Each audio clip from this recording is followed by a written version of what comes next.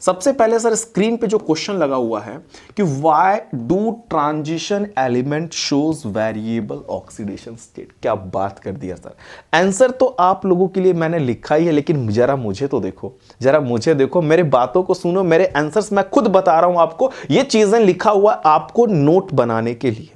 Otherwise आप मेरी बातें सुनोगे तो इनको रीड करने की आवश्यकता भी नहीं है। सर क्या रीजन है कि डी ब्लॉक के जो ऑक्सीडेशन स्टेट्स होते हैं वेरिएबल होते हैं। सर वेरिएबल का मतलब हमें समझ नहीं आया, ठीक है समझाता हूं। जैसे मान लो कोई एक एलिमेंट पकड़ लेता हूं डी ब्लॉक का, मैं ले लेता हूं मैंगनीज को, ठीक है सर। मैंगनीज एक ऐसा एलिमेंट है बेटा जो +3 +4 +5 +6 +7 दिखा सकता है, समझ रहे हो। ये इसकी ऑक्सीडेशन स्टेट है। क्यों बेटा ये +5 दिखा दे रहा है, +6 दिखा रहा है, +7 भी दिखा दे रहा है, +4 भी दिखा दे रहा है, +3 भी क्यों दिखा रहा है, क्वेश्चन ये है।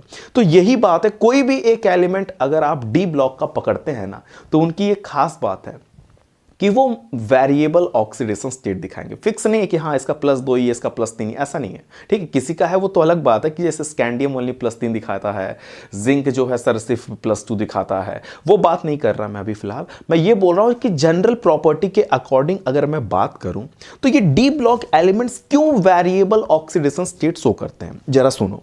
एक बात समझ लेना कि जब आप डी ब्लॉक एलिमेंट्स के इलेक्ट्रॉनिक कॉन्फ़िगरेशन करते हो तो एक सिस्टम उसमें होता है कि जो एक एनर्जी, देखो इलेक्ट्रॉन कहां डालते हैं, NS और N-1D, ठीक है, N-1D, ये दो ऑर्बिटल है, एक NS और एक N-1D, ये आपके पास दो ऑर्बिटल। सर ये जो ऑर्बिटल्स होते हैं NS और N-1D, इनकी जो एनर्जी होती है नियरली सेम होती है, कंपैरेबल होती है, ठीक है। इन दोनों की energy nearly same, that means अपन बोल सकते हैं कि कंपैरेबल होती है, ठीक है सर, ठीक है। चलो उसके बाद बेटा जो है, उसके बाद जब एनर्जी इनकी कंपैरेबल है तो ये इलेक्ट्रॉन बेटा इसमें से भी लॉस कर सकता है, इसमें से भी लॉस कर सकता है। ये एक रीजन है कि इसके ऑक्सीडेशन स्टेट वेरिएबल होगा, ठीक है। आप बोलेंगे सर कि जो डी ब्लॉक एलिमेंट्स होते हैं उनमें इलेक्ट्रॉन जाता आउटर मोस्ट में, तो N-1D में जाता है इलेक्ट्रॉन, आने वाला इलेक्ट्रॉन डी में जाएगा। डी ब्लॉक की खास बात है कि आओ इलेक्ट्रॉन डी में जाओ, ठीक है।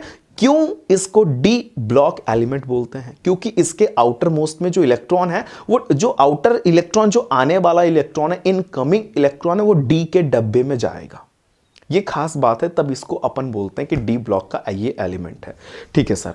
अब ये जो N-1D है और जो NS है, इन दोनों की एनर्जी कंपैरेबल होती है। कंपैरेबल होने की वजह से दोनों बॉन्डिंग में टेक पार्ट करते हैं। जब बॉन्डिंग में दोनों टेक पार्ट करेंगे तो दोनों में से इलेक्ट्रॉन निकल सकता है। दैट मीन्स यहां पे एक रीजन बोलिएगा कि सर इसके वेरिएबल ऑक्सीडेशन स्टेट्स होते हैं। मैं आपको स्टेटमेंट रीड करा दे रहा हूं, देखो। Their valence electron are in two different set of orbital. That means एक N-1D में होगा, ठीक है सर, एक NS में होगा, समझ में आया। N-1D में भी इलेक्ट्रॉन है और NS में भी है।